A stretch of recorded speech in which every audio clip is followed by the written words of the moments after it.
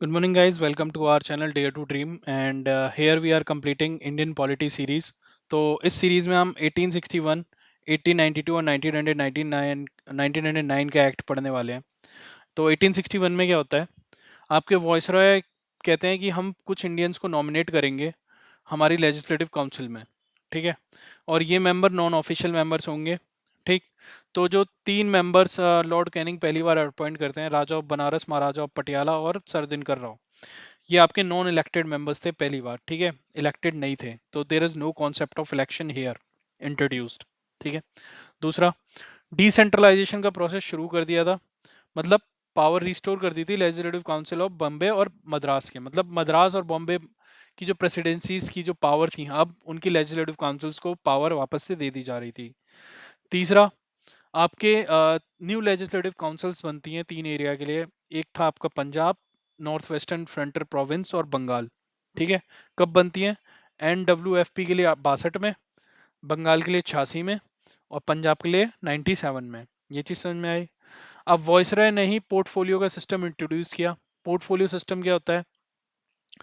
आजकल जैसे मिनिस्ट्री, एक मिनिस्टर के पास कई सारी मिनिस्ट्रीज हो सकती हैं, एक मिनिस्ट्रीज हो सकती है, तो वो उसका पोर्टफोलियो हो गया।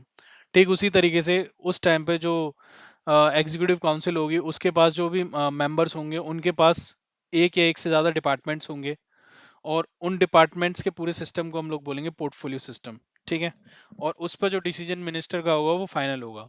बट कैच है यहाँ पर, वाइसराय एग्जीक्यूटिव काउंसिल के डिसीजंस को ओवरराइड कर सकता है।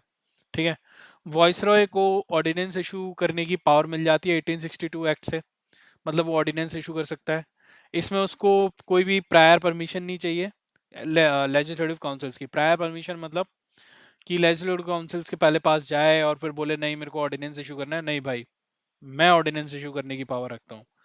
टोटल ऑर्डिनेंस की पावर कितनी होगी, लाइफ कितनी होगी? 6 महीने की। आप 6 महीने के लिए वो जो आपका ऑर्डिनेंस है जो वाइसरॉय ने प्रोमोगेट किया है वो एलिजिबल होगा। ठीक है, इंडियन काउंसिल एक्ट ऑफ 1892 की बात करते हैं हम लोग। 1892 ने क्या किया? इंडियंस का association as a non official member Indian legislative council में और इंक्रीज किया। ठीक है, तो कैसे किया? सेंट्रल लेवल पे किया और प्रोविंशियल लेवल पे किया।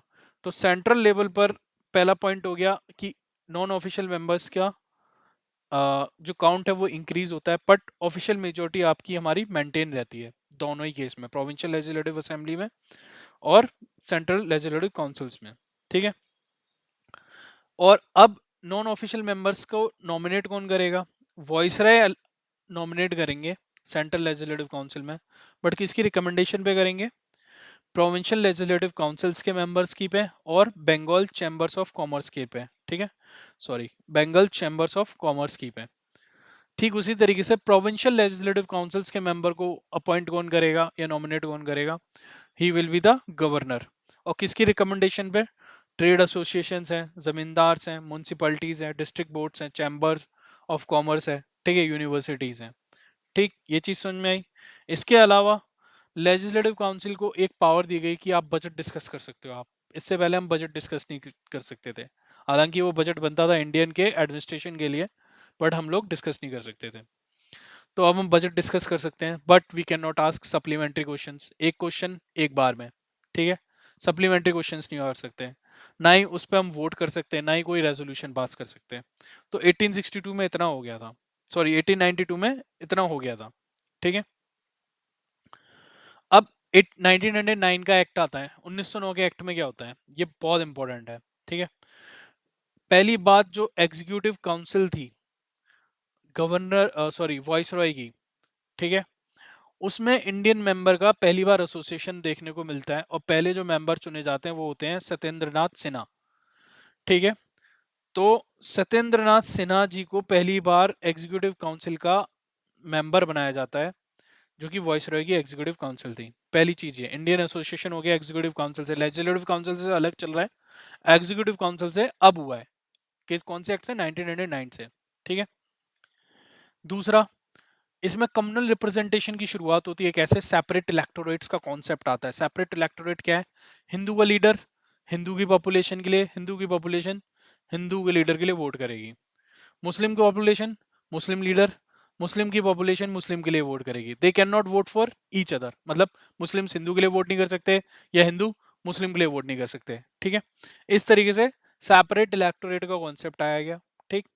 इसी वजह से लॉर्ड मिंटो को, जो कि उस टाइम पे वॉइस रहे थे, उन्हें फादर ऑफ कम्युनलिज्म कहा जाता है इंडिया में। ये चीज समझ में आई या नहीं आई, ठीक है। उसके बाद काउंसिल्स का साइज बढ़ा दिया गया, लेजिस्लेटिव काउंसिल्स का साइज बढ़ा दिया गया, मतलब प्रोविंशियल लेजिस्लेटिव काउंसिल्स में साइज बढ़ा दिया गया, नॉन ऑफिशियल मेंबर्स का जो काउंट था वो बढ़ा दिया गया।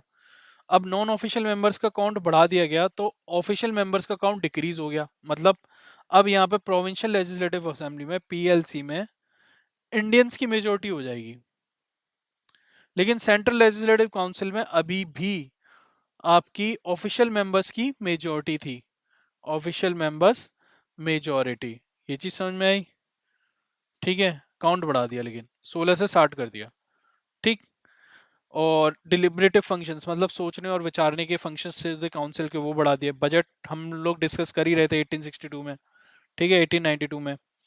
रेजोल्यूशन अब हम बजट पे डाल सकते हैं, सप्लीमेंट्री क्वेश्चन पूछ सकते हैं 1999 के एक्ट के बाद, ठीक है।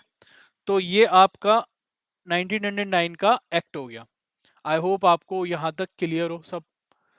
And please share, subscribe, hit the bell icon button for more updates on the lectures.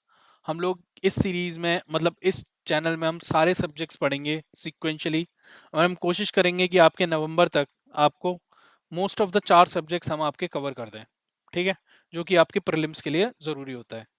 Thank you guys, and have